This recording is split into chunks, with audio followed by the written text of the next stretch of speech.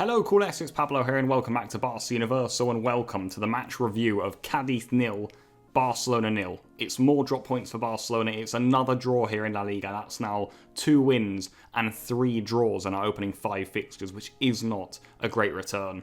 But in today's game, again guys, you look at that first half, there was absolutely nothing from Barcelona on a tactical point of view. The players looked broken, the coach had no ideas. In the second half, the game overall was mental. There was a red card, there was chances galore. It was crazy, it was like a basketball game at the end. But for Barcelona, it's poor again. It's sad again. It's really, really bad.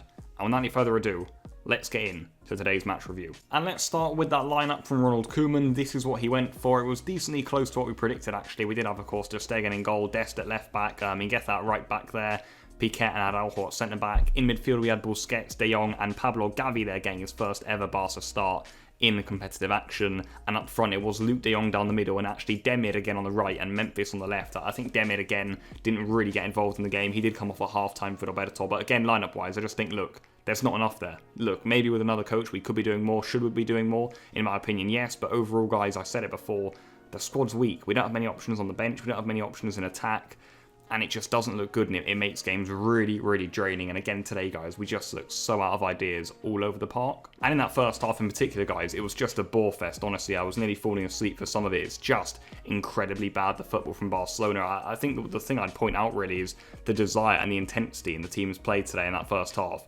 It was just non-existent. Unbelievable, We keep saying we've never seen anything like it, but, again today, what on earth was going on there? That the lack of desire from the Barcelona players and the lack of belief in themselves was just so worrying to see, and I suppose that comes from the coach, that comes from the attitude of the club right now. It's really, really low. The whole mood, the morale is in the ground, and we saw that in the first half, guys. Barely, no chances really for either team in that first half. Cádiz, look, they were sitting deep. They weren't really pressing the ball that much. They weren't that great at all. I actually thought they were a lot better in the second half when the game did become more open and both sides went for it a little bit more. But in that first half, Cádiz, they were just being passive. If we really had, any quality, any ambition about us, we could have scored goals in that first half. But, we created nothing. There was no movement off the ball. I think, the passing of the players, it looked like they were kicking it about after they'd run a marathon, honestly. So overall, again, in that first half, so bad, honestly. Absolutely nothing. At half-time, Koeman did make one change. He brought on Sergio Roberto for Yusuf Demir there. I don't really think that changed massively over anything overall. Demir didn't have a good game. Roberto came on, didn't really make much of an impact. He actually later went back to right back once De Jong got sent off. But to be fair, after that dreadful first half, the second half was really, really exciting, to be fair. About 30 seconds in, you thought Cádiz had actually taken the lead. Negredo had a great effort, saved by ter Stegen. Ter Stegen looked almost back to his best today, to be fair. He did make some important saves for us, claimed a lot of crosses too, and that was really, really good to see. This was a great stop from, though, the sort of thing we've seen from ter Stegen in 2018 and 2019. Negredo's shot is excellent. It's a really, really good stop from ter Stegen.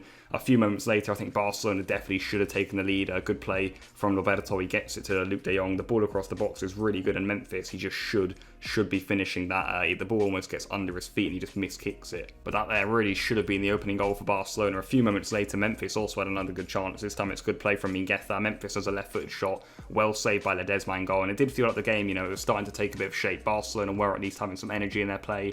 Memphis was getting on the ball. Even Luke De Jong was making some things happen. Gavi, of course, was very active again today. I thought he was impressive despite the poor circumstances he's coming into. So finally, the game had a bit of rhythm, and Barcelona, certainly in the opening 10 minutes of the second half, did look a little bit better.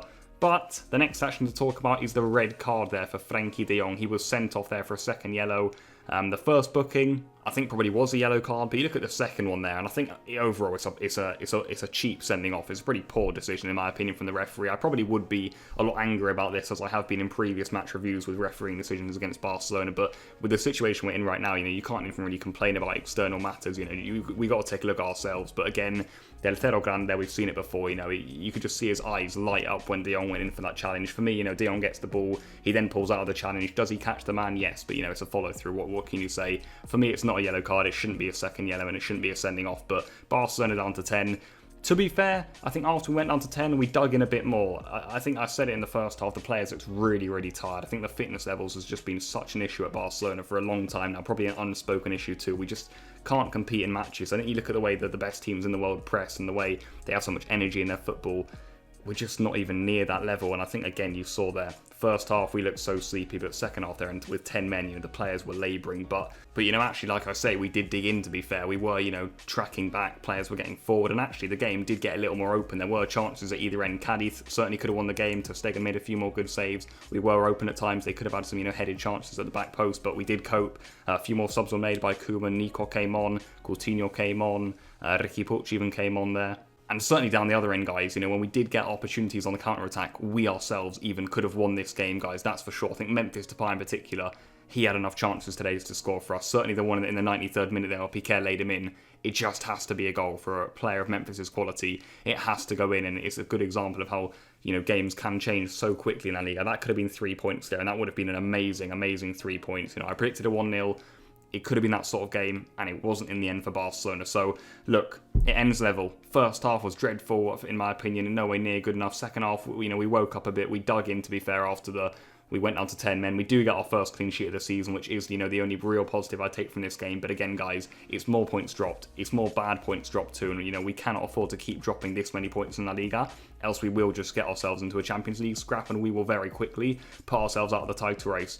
What do we do from here, guys? Where do we go from here? I think the same questions will be asked. I'd expect a lot of rumours after this match regarding Ronald Koeman's future. I would keep your eyes peeled on the news, guys, because, well, maybe Koeman won't be the coach on Sunday against Levante. Maybe a decision will be made before then. Who'll come in? Who knows, guys? I think Roberto Martinez is the number one candidate right now that the board of directors want at the club, but it's hard to get him out of Belgium, especially, right now. He's got the Nations League semi-finals and maybe even final in a few days.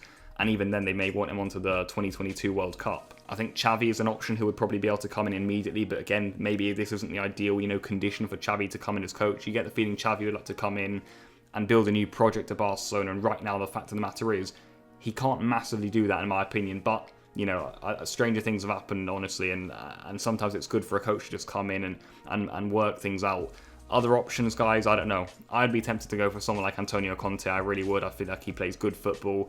He'd discipline the team, he'd make us fitter, he'd make us winners, which is what we are here at Barcelona.